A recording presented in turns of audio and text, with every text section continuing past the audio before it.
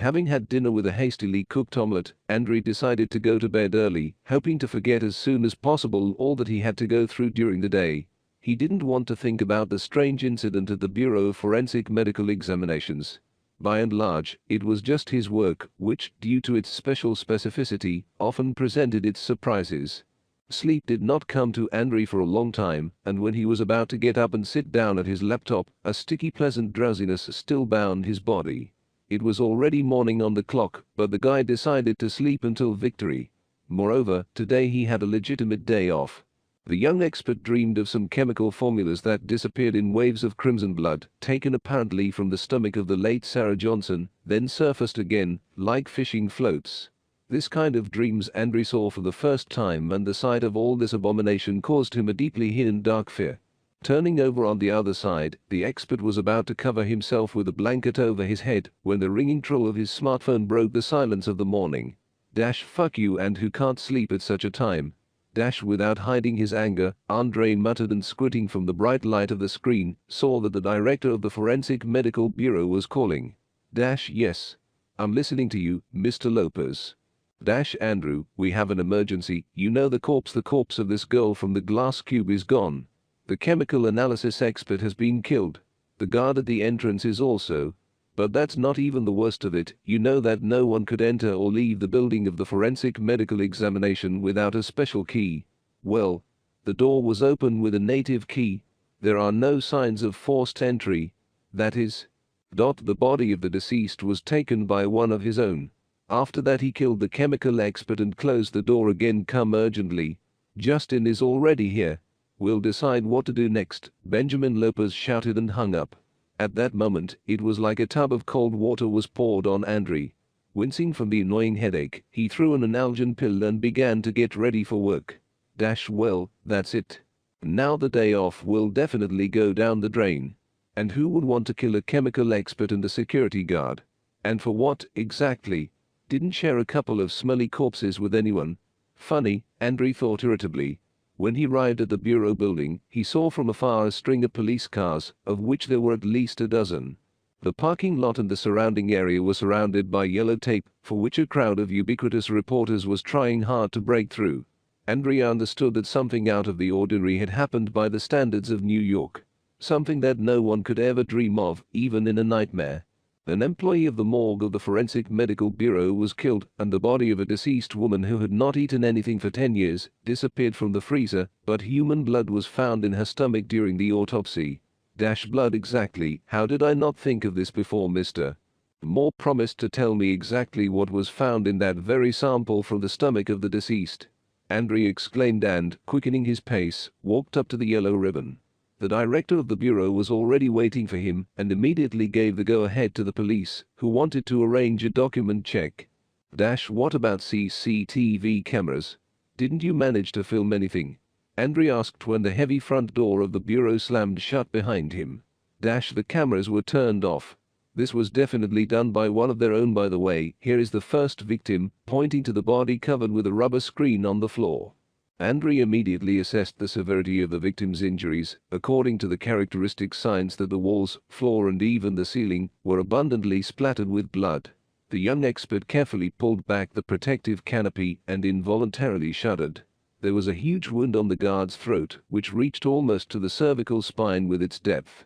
The cervical artery, tendons and ligaments were worn out, as if someone had chewed them in his mouth for a very long time. The face of the deceased was mutilated, as if a dozen witches from Salem had danced on it.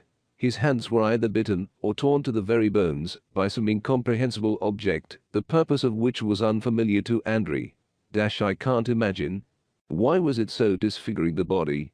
As usual, I arrived early in the morning, and here it is. The freezer is turned off, and the body of this circus girl is missing, Mr. Lopez lamented. At this moment, Andrei was more interested in the office of the expert who conducted the chemical analysis. Brian Moore's office was in the same bloody chaos as the guard post, except that the corpse of the deceased was not covered with a rubber cape. The body of the deceased expert was in an unnatural position. He was lying face down with his arm turned back and lacerations in the back of his head. The man practically did not resist, which in itself suggested that the expert either knew the attacker or was caught off guard from behind. Apparently, Brian stayed working late. I wanted to do some very important analysis. Yes, it's obvious I didn't have time. The director of the bureau explained. Andre immediately became gloomy and haggard. The expert understood that the responsible chemist was preparing the analysis at his personal request. What is remarkable? Already in a state of agony, for some reason he wrote 2 letters on the wall with his blood-TL. What could it mean? Mr. Lopez added. Andre shook his head negatively. He was never good at puzzles, especially if they were invented shortly before the death of their author. Everything was covered in blood. The test tubes are broken and mixed with scraps of papers and reports. Yes. You can hardly find anything interesting here now, whispered Andre, casting an inquisitive glance at the bloody suicide message of Brian Moore. TL. TL. What does this mean? What words begin with these letters? Andre was feverishly racking his head. Since the expert had a legal day off today, he was not going to work at all. According to the established schedule, Justin was supposed to examine the bodies today, along with an assistant orderly assigned to him. Therefore, after talking a little more with the director of the bureau, Andre politely said goodbye and went outside. He had nothing to say yet. Andre walked slowly down the street, not stopping to think about the mysterious letters TL. What is it? The initial letters of the first and last name. Some kind of abbreviation. What exactly did you want to say, Brian?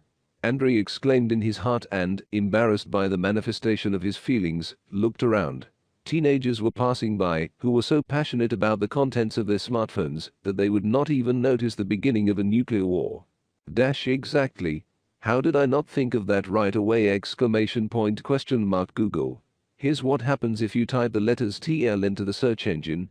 Andre liked the idea so much that he immediately brought it to life. And when the expert saw what the search engine gave out, his surprise knew no bounds. As it turned out, the letters TL denote thallium, a chemical element of the 13th group of the periodic table of chemical elements. Thallium salts are considered the strongest poison. When ingested into the human body, they cause poisoning and a slow, painful death within a few hours. So that's what the late Brian meant. Thallium.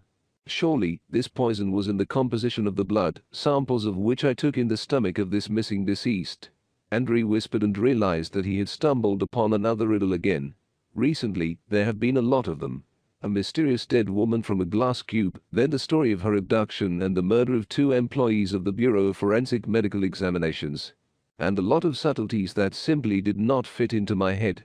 Andre, for example, could not understand how the blood full of poison ended up in the stomach of a girl whose vocation was to inspire circus visitors, that she had not eaten anything for more than 10 years. Why don't I talk to the director of this traveling tent, his mother? Brian has 2 children left. Although they are practically adults, but this does not change the essence of the matter. Somehow, the circus and this damned dead woman have influenced the fact that there are more problems in our bureau. Especially since I have a day off today, Andre thought and turned towards the city park, where the wandering circus pitched a tent.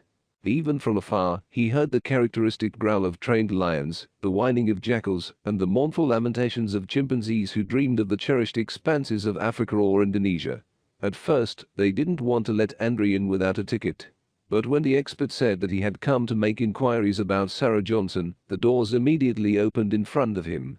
The director of the circus turned out to be an obese, red-faced man in his 50s with gel-smeared hair, small piggy eyes and terrible fumes from his mouth.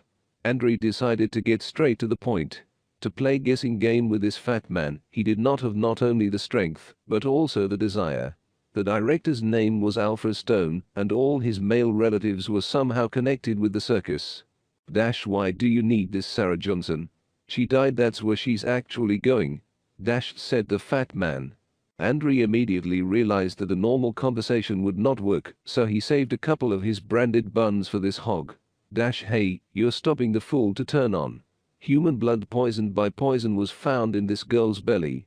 How did she get there, huh? Sarah hasn't eaten in 10 years, hasn't she? And if you persist further, then I will sold your fucking circus to the cops. The migration service will take you alive for the fact that the vast majority of your employees are illegal immigrants from Mexico. Believe me, I have enough acquaintances to make your gang a merry life. Well, tell me, how did it really happen? At the mention of the migration service, the fat director shook like an aspen leaf, almost spilling fat from his belly on the wooden floor.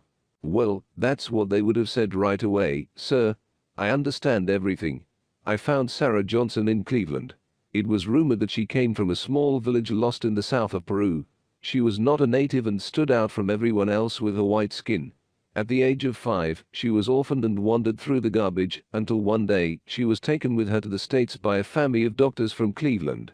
They were part of a humanitarian mission and immediately noticed this Snow White among the mountains of garbage and rotting carrion.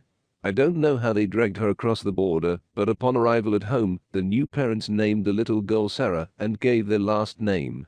Time passed, and the little girl still could not get used to life in the States. She was constantly drawn to the street, to the thickets and thickets. And yet, Sarah practically ate nothing and did not talk.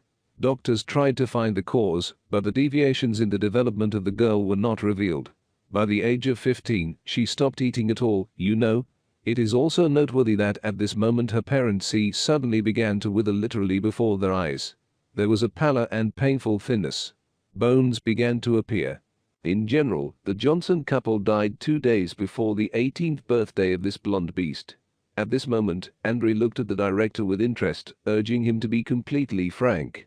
The director cleared his throat and, taking a good sip of whiskey from a bottle hidden in the closet, continued. I noticed this creature by accident while on tour in Cleveland. You see, I just had a 3-legged man freak thrown off his hooves, and there was nothing to frighten the audience with. I urgently needed something new and very mysterious. And you found these qualities in Sarah. Andre interrupted the director. Yes, sir. I have heard from the locals that this reptile has not eaten anything for several years. So I, don't be a fool, took and welded her a glass cube on iron ties.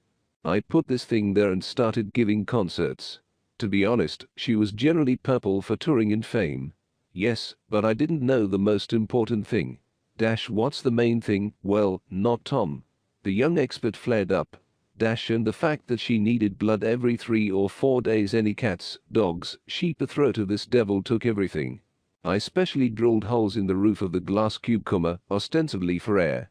But, in fact, I was placing the body of a sacrificed animal there, and this girl was catching drops of blood rain in her mouth like a wild animal. The sight was very creepy, I'll tell you. I could swear on anything, but at those moments she changed her appearance and was no longer a person. I even started drinking twice as much whiskey after seeing this nightmarish sight. But on the other hand, the people who did not know about it were felling a herd in order to see with their own eyes a girl who had not eaten for 10 years. Especially the men she attracted. Well, this girl had some kind of innate magnetism, like a witch or a siren. But her eyes didn't work on me. It's warmer for me to have my own pocket, in which there are a couple of mows, and not some kind of peepers. Money flowed like a river, and I no longer thought about the fact that at night I personally feed this creature with the blood of innocent animals. At one point, I got pretty tired of it, and I hired a special person for this purpose. A young tramp who could do anything for a piece of bread and a cup of soup. He moved to New York either from West Texas or Alabama. In general, apart from caring for horses, he didn't know how to do shit. It was this same Marlboro cowboy who began to feed the beauty living in a glass cube. This went on for about a year. And then, the worst thing happened.